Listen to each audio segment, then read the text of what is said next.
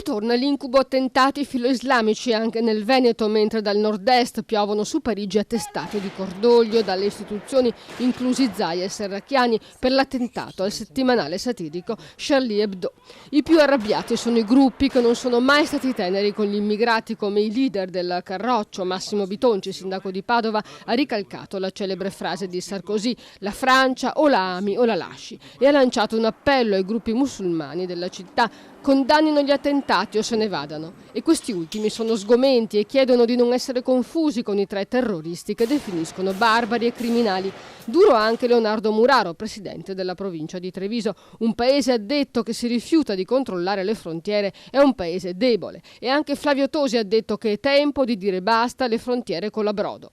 Salvini, impegnato a conquistare il ruolo di leader del centrodestra, alza la posta proclamando mai più moschee, ma è la paura ora a serpeggiare nel paese e ad impegnare i nostri servizi segreti e il Ministero dell'Interno nel giro di vita dei controlli scattati nelle ore scorse dopo la strage in cui sono morte 12 persone.